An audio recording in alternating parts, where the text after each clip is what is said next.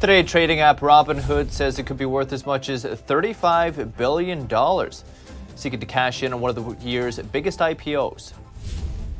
And a group of countries says China was responsible for hacking into Microsoft's Exchange server earlier this year. It's the first time the NATO alliance has signed on to an official condemnation of China's cyber activities. And billionaire Jeff Bezos is going to space tomorrow. Who will he be going with, and why is this a milestone for the space travel industry? That and much more, coming up in NTD Business. Good evening and great to have you with us. I'm Paul Graney. Wall Street ended sharply lower today, possibly fueled by fears that the new Delta variant of the virus may upend the economic recovery. The Dow Jones Industrial Average slumping 726 points, over 2%. SP 500 fell 69 points, 1.6%. The Nasdaq lost 152 points today, about 1.1%. And Robinhood, the popular trading platform whose stated goal is to democratize finance for all, is looking to cash in big time. It's seeking a valuation of up to $35 billion in one of the year's most highly anticipated stock listings. Robinhood plans to raise over $2.3 billion by offering about 55 million shares. It expects the price of its shares between $38 and $42. Two former Stanford roommates founded Robinhood 8 years ago, and since then, it's become one of the go-to platforms for young investors trading from home. It offers commission-free trades and an easy-to-use platform. The trading mania in meme stocks like GameStop and AMC, I'm sure you remember, helped its revenue quadruple between January and March. Robinhood will debut on the Nasdaq and trade under the ticker HOOD. And in other news, billionaire investor Bill Ackman will drop his plan to use his SPAC to buy 10% of Universal Music Group.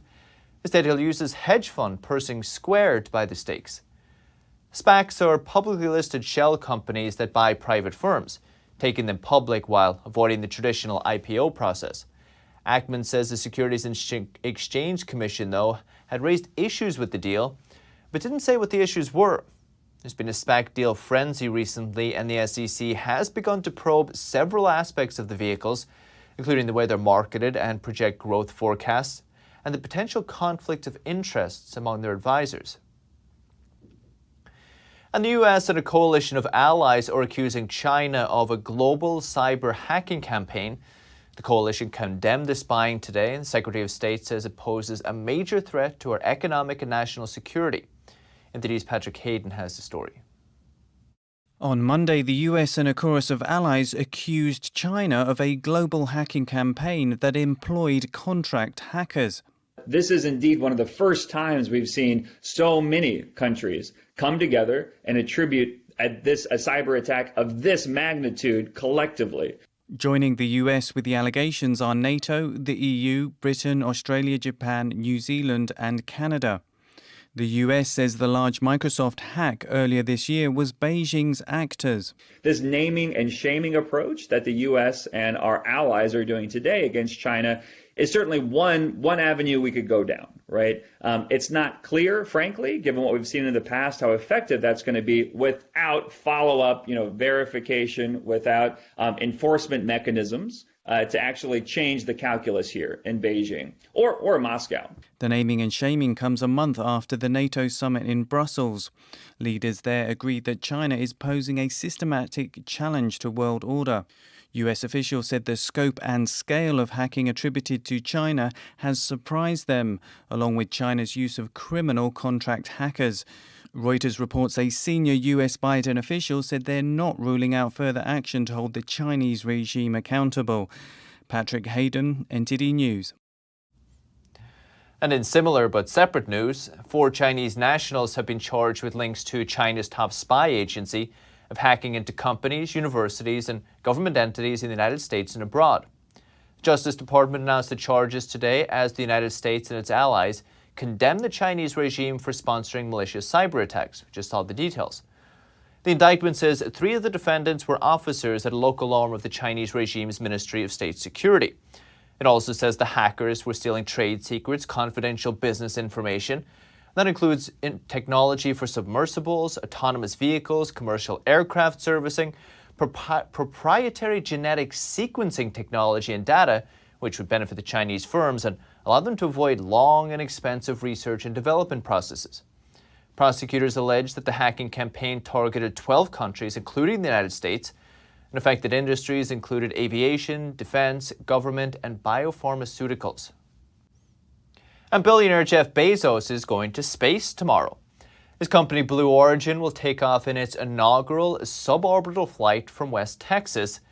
And on the eve of his flight, Bezos says he's very excited and not that nervous. I'm so excited and curious. You know, everybody who has been to space, every astronaut comes back and they say that it changed them somehow. They see the thin limb of the Earth's atmosphere, realize how fragile the Earth is. They see it's just one planet. So I don't know how it's going to change me, but I know it's going to, and I'm excited to find out how. The flight represents an important milestone for the space tourism industry. It will be the world's first unpiloted trip to the edge of space with an all-civilian crew. That includes Bezos and his brother, as well as an 82-year-old female aviator, Wally Funk, and an 18-year-old Olivier Damon. They will become the oldest and the youngest people ever to fly to space. And teleconferencing software Zoom struck a $14.7 billion all-stock deal to buy cloud call center operator Five9. It's the second biggest tech deal of the year and helps Zoom expand beyond video conferencing services. Zoom has become a household name and investor favorite in the years since the CCP virus pandemic. Businesses and schools adopted its services to hold virtual classes, office meetings, and socialize. But lockdowns now easing, analysts and investors are looking to see how Zoom will sustain its hot streak. Five9's call center software is used by more than 2,000 firms worldwide, but not long ago, Zoom ran into major trouble with federal investigators for complying with censorship and data requests from the Chinese communist regime. And on the markets today, oil prices under serious pressure. It's after a weekend deal by OPEC. The producer nations agreed to lift output from August. The aim is to cool prices that earlier this month rose to their highest in about 2.5 years. The deal came after Saudi Arabia and the UAE patched up divisions over strategy. Last year, OPEC cut output by a record 10 million barrels per day as lockdowns saw demand just evaporate. It since gradually brought back some supply, but still way down on pre-crisis levels. Analysts say that leaves the market pretty tight and may mean any price falls are short-lived. Goldman Sachs, for one, says it remains bullish on the outlook for prices. And companies try to hide inflation by shrinking their products. If you haven't noticed, NTD's Ellen Lee on how they do it. Have you bought a bag of chips recently? And did you notice something? This time you probably got less than usual, even if you paid the same. With current inflation and some companies not being able to cut costs, many just make their products smaller. It's called shrinkflation, but most consumers aren't happy with it. It's annoying because it's hard for all of us. You understand me? Because we're looking for more families. It's not okay for the consumer, definitely. If I look at the consumer perspective, it's not okay for them. But like say, as a consumer also, they need to look at it as that's how the economy is changing. Some people say they'd rather have companies increase prices instead of reducing the amount. You know, a family of 4, you go through the package, they must be food shopping all the time. You know, because kids go through a box of cookies. I feel like they should come out and say that, you know what I mean? Yeah, the prices are going to go up, but at least talk about it, you know? So I guess I would think that that's fair. But the changes are subtle. Many just make small changes to the sizes or change the shape of the product so you don't notice the difference in weight. Edgar Dworsky, a consumer advocate, told Good Morning America that it's a decision between raising the prices but having grumbling consumers or just giving consumers a bit less and still achieving the same thing. It happened before the pandemic, but now it's set to get worse. That's partly because of rising labor costs and ingredient prices. And some experts think that these raised prices won't be going away anytime soon. Larry Fink, one of Wall Street's top CEOs, for instance, says that there's been a fundamental change in economic policy, and that's a shift from globalization to national security. And he says he thinks that that will lead to systematically more inflation. Fink says that when the American economy was more focused on consumerism, we were able to buy cheaper goods. But in the last 5 years, jobs have become more important than consumerism. He says that Washington is now focusing more on bringing manufacturing back. JP Morgan CEO agrees with Fink that it's not temporary. The inflation could be worse than people think. I think it'll be a little bit worse what the Fed thinks. I don't think it's all going to be temporary. He believes that strong demand, job openings, and soaring wages will continue to boost economic growth. Evelyn Lee, NTD News. And congressional Democrats are seeking new ways to get their version of election reform passed. They hope to use an infrastructure bill to put forward incentives for states to adopt vote reform measures. Democrats have struggled to pass their voting overhaul bill, so they hope to instead offer states money to change voting rules in line with the Democrats' vision of voting reform. Senator Amy Klobuchar admits that the move wouldn't be as far-reaching as passing the Democrats' full voting reform for the People Act, but that it does offer a way for them to start changing voting procedures. Campaign spokesperson for Georgia Governor Brian Kemp referred to the For the People Act as an unconstitutional federal takeover of elections. And enhanced child payment benefits are entering American accounts since the end of last week. Maybe your bank account is $300 healthier this morning. The payments are part of a stimulus package earlier this year that increased the child tax credit and made the payments monthly for the first time. Parents can now expect money every month for the next 6 months and maybe even beyond that. The Biden administration wants to make it permanent for around 35 million American families. But not everyone agrees it's a good idea, even for the families themselves, not to mention the country's growing debt burden. Poverty and family expert Robert Rector has written over 300 reports, articles, commentaries, and public policy. He's testified before Congress more than 40 times. He's now a senior research fellow at the Heritage Foundation. Well, the Biden administration and the Democrats in House and Senate are going to push through as part of reconciliation this large, essentially a total revolution in the welfare state. They present this as tax relief when in fact their bill does not provide any tax relief. Instead, it's up to $6,000 in cash grants to families that do not work at all during the year. Their core focus is to remove the work requirements out of the welfare system, and in doing that, they're reversing the foundations of welfare that were set during the Clinton administration, where the philosophy was we will assist those who need assistance, but we're going to require or expect work in exchange for the aid we give as both good for the taxpayer and good for the recipient. They're doing away with that and going back to the essential focus of giving large amounts of cash to families that don't do any work at all during the year. How does that affect people's psychology and their drive to work? We see that during the pandemic or post-pandemic or whatever you want to call it, where we are at the moment, a lot of people say that the enhanced unemployment benefits are keeping people from going back to work. Is there a similar concern here? And we've known this for decades. We have large random assignment controlled experiments where we put low-income families in different types of welfare programs. And what you find is when you give people cash when they're not working, you lose about, over the long term, about $2 of earned income for every $3 you give. So it's very inefficient as a mechanism for raising income because all you're really doing is largely, but not totally, largely displacing work. And that anti-work effect, according to the controlled experiments we have, actually has a long-term impact that you can see it 30 years after these programs stop. The people who got this kind of free cash from the government kind of learned a habit of working less, of staying out of the labor force a little bit more. And so their overall lifetime income goes down as a result of this. You mentioned reform back, I believe, in the Clinton administration. So before this, I assume there was welfare without a work requirement. Yes. So we have a precedent to look at and what exactly happened there. Yes, that program was called Aid to Families with Dependent Children.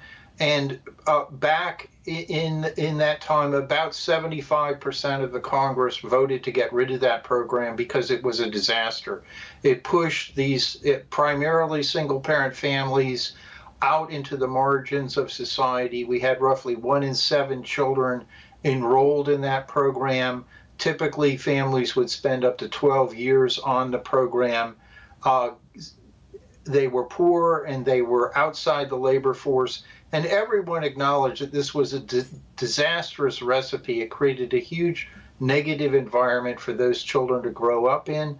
And so we got rid of that program and we replaced it with programs that said, we will help you, but in your own best interest, we're also going to expect you to help yourself.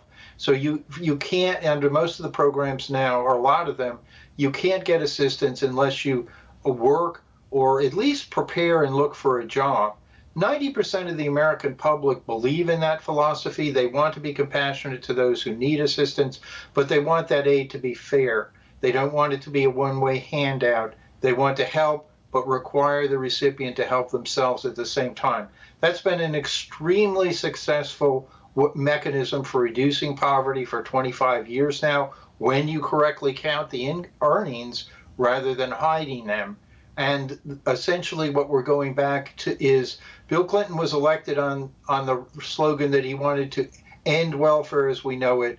We're now going to recreate welfare as we knew it 25 years ago, re-energizing the absolute worst aspects of that system. Robert Rector, the Heritage Foundation. And starting next month, if you visit your favorite restaurant or cafe in France without a vaccine passport, you could get fined thousands of dollars, even get jail time. But customers aren't the only ones who can get into trouble. NTD's Phil Zoe has the details. Restaurants, cafes, movie theaters, shopping centers, and more in France may have to start checking for vaccine passports by next month. If the business owners and managers don't comply, they could get fined up to $53,000 and sentenced up to 1 year in prison. It's going too far. If we let this go, it opens the door to lots of other things, and it's very serious for our humanity and for the French people. The passport proves you've been fully vaccinated, are immune, or have tested negative in the last 48 hours. As for customers who don't have a vaccine passport, they can be fined over $12,000 and face up to half a year in prison. Everyone is free. Everyone is sovereign over their own body. In no way does even a president have the right to decide on mine, on our individual health. Never.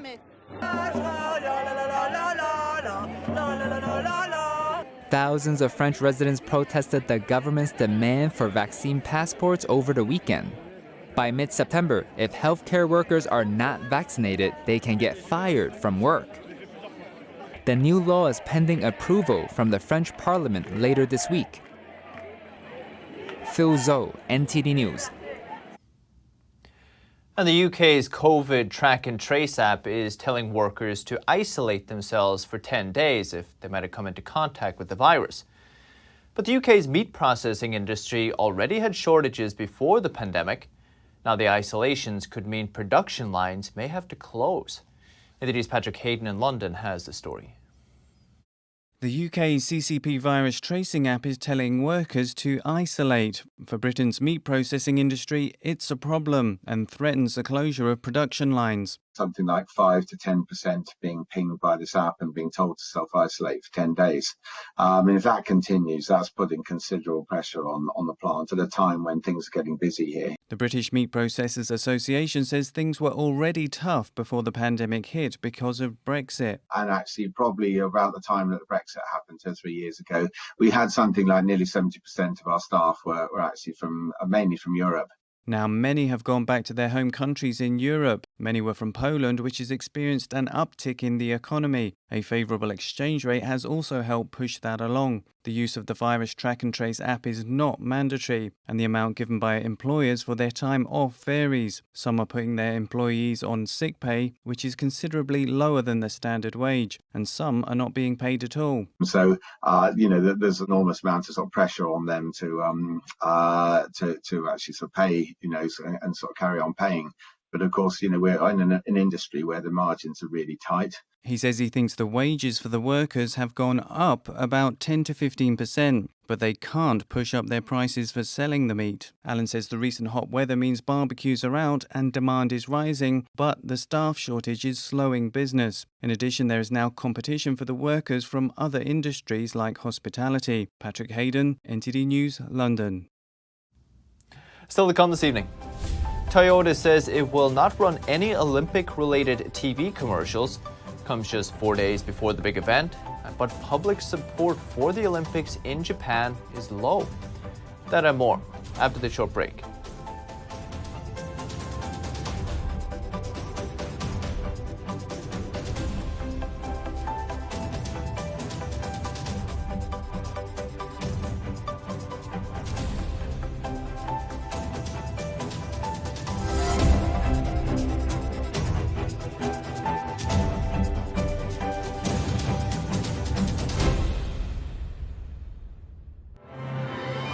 The wait is finally over.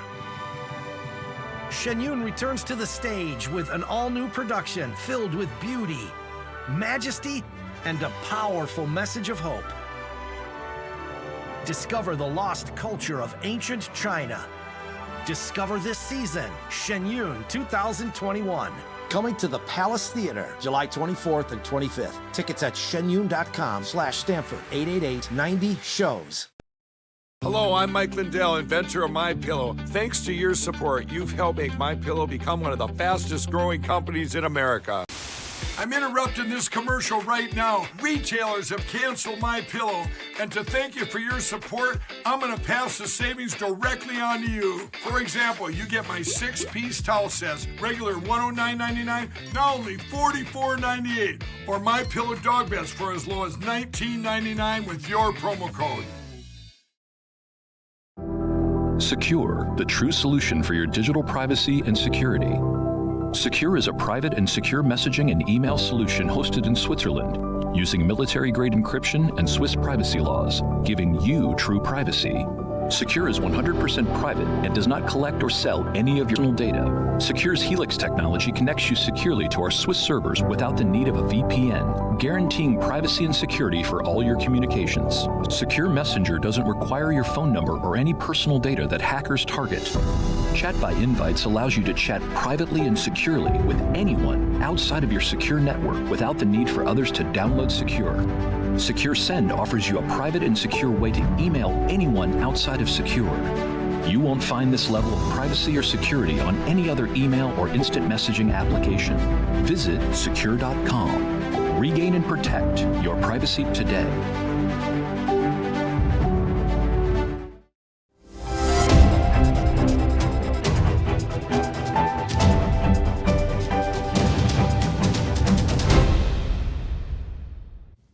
Welcome back. Just 4 days out from the opening ceremony, Tokyo 2020 sponsor Toyota says it will not run games-related TV commercials. It comes amid lackluster public support for the Olympics. A local media poll found that 2/3 of Japanese people doubted organizers can keep the games safe because of the virus. The car maker also said on Today that its CEO and other executives will not attend Friday's ceremony. Some 60 Japanese corporations have paid more than $3 billion for sponsorship rights to the event. They now face a dilemma over whether to tie their brands to an event that has failed to win strong public backing or not. With an eye on demand for lavender oil in the beauty industry, Bulgaria has rushed to growing lavender in recent years, but overproduction and quality issues have affected prices. Eamon McCarthy reports. Fields of purple pepper the landscape of central Bulgaria. With the climate matching that of Provence, partnered with cheap labour and an abundance of arable land, Bulgaria's lavender fields have expanded sixfold to some 20,000 hectares since 2010, outpacing France. While the production of lavender oil soared 10 times to as much as 600 tonnes a year in 2020. Philip Lysicharov's company grows 160 hectares of certified organic lavender. The future for Bulgaria is to produce quality lavender oil, which meets standards to position itself on the market.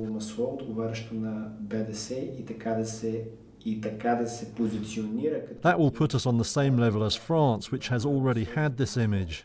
But the sudden success hasn't come without problems. After surging in 2018 to over 120 euros per kilogram, the average price of lavender oil halved to about 60 euros last year, according to Agriculture Ministry data. Nikolai Valkanov is a manager at IntelliAgro Consultancy, an organisation which supports sustainable and competitive agriculture. The Bulgarian production grew so fast that it began to outpace demand, which automatically led to a drop in the price. Quality has also been a challenge. Most of Bulgaria's new lavender fields were planted in the country's northeast, where grain producers switched to lavender, looking for better returns. But they often lacked the proper skills and planted non-certified varieties. While the oil produced by traditional producers in central Bulgaria meets the high standards required by the cosmetic industry, quality varies among producers in the northeast. Even so, the country's farmers are sure they scent a business opportunity. It's a lot of lavender. And that's the latest business updates for today. You can still catch NTD Evening News with Stephanie Cox. It starts at 6:30 p.m. Eastern. For NTD Business, that's all for today. Thank you for watching. We'll see you tomorrow.